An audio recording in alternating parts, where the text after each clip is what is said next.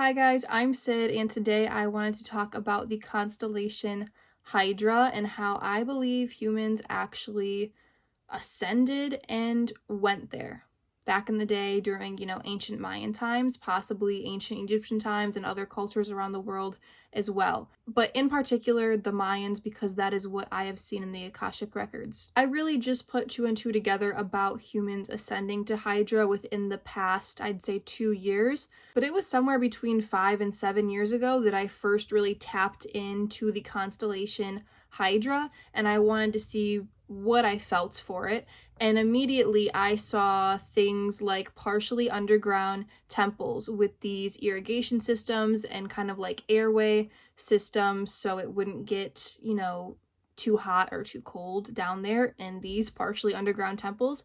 And all of this technology looked like ancient Egypt to me. It looked like ancient Kemet. There were hieroglyphs that looked Egyptian. I am really into studying ancient civilizations. I'm not so good at kind of presenting that information to people, so that's why I don't talk about it on YouTube as much. There's other people who do that better. I would love to do it more in the future.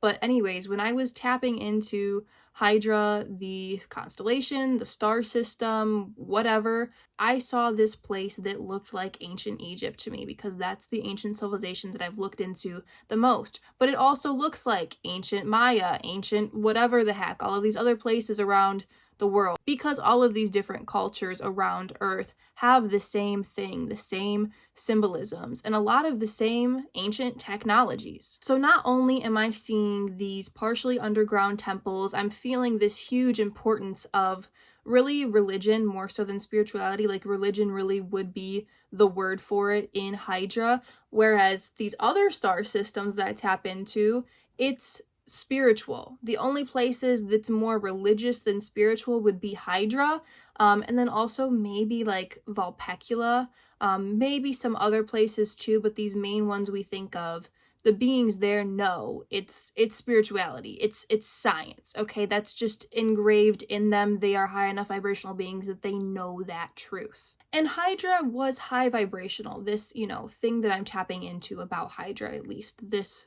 scene, this moment in history, whatever you want to call it, okay? What I'm feeling is, yeah, it's religious, but they're also high vibrational beings, okay? Not super high vibrational. I'm not even talking Pleiadian level. I'm talking, slightly under that, but higher frequency than Earth as we know it now for sure. Maybe it's the same frequency as Earth back in the day during the times of, let's say, Lemuria, or maybe even these ancient civilizations that had it right for a bit before it kind of fell off. So then I look at the beings. They look human. No big shocker there because lots of beings look human. Pleiadians look human. Procyon beings look, well, Pleiadian. Beings in Aquila, beings in Cygnus, they're beings that look human, okay? However, these human-looking beings don't just look human, they really feel human. And when I say they look human like earthly human. Like there's imperfections. They're not, perfectly smooth skin like Pleiadians and all of the other beings that I mentioned. I don't want to say all those other beings look perfect, but they look healthier than what we do on Earth currently, okay? But the beings in Hydra, they really looked human and really felt human. And not only that, but they felt like they had this connection to Earth, like they originated on Earth. And not just genetic wise, but that is a big factor because these other races who look human, they're not from Earth, we're from them. But when I saw these beings, mainly priests and priestesses, like that is what everybody was doing in Hydra during, this phase that I'm tapping into mainly. They really came from Earth. They either were, the migrants themselves, or their parents or grandparents or great-grandparents were. Like I really saw and felt this migration of a select group of people from Earth who ascended to Hydra.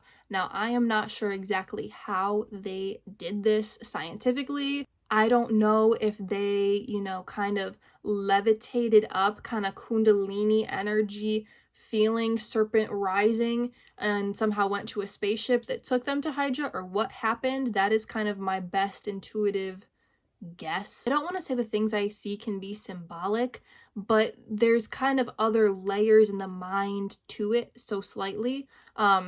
But that's kind of how I see it and how I've tapped into it recently within the past couple of years, with the Akashic Records. When I do readings for people, people's past lives readings, I've seen a few people who have ascended from Maya to Hydra. And that's when I was like, whoa, it makes sense now. That's why Hydra looks like ancient Earth, because there's beings from ancient Earth that went to Hydra. I want to get into what constellation Hydra is though, because this is how it all clicked for me. Back in the day when I was tapping into Hydra and it looked like ancient Egypt, that's pretty much all I got. I was like, why aren't there monuments and structures in alignment with Hydra? Because there's the Great Pyramids in alignment with Orion. There's these other things really spread out across Earth that are in alignment with Sirius, the Pleiades, a few other important fixed stars and constellations. But I haven't heard of anything in alignment with Hydra. And why not? If it's so connected to ancient Earth, why aren't there things, in alignment to Hydra, or some, symbolism to represent Hydra? There is. Hydra's the serpent constellation, and there is symbolism of the serpent all across the ancient world, you guys. When I found out that Hydra was the serpent constellation, everything clicked for me about this theory that I had had. I couldn't tell you something that is more spread out in mythology and symbolism in all of these different cultures than serpents, okay? And my zodiac sign, using most of these other cultures' forms of astrology, is a snake. Like my Chinese zodiac sign, I was born in 2001, the year of the gold metal snake. So that's the story of how I believe ancient humans ascended to Hydra. Let me know what you guys think in the comments below. If you are interested in a reading with me, please email me, sydalexandriaegypt@gmail.com. Peace out.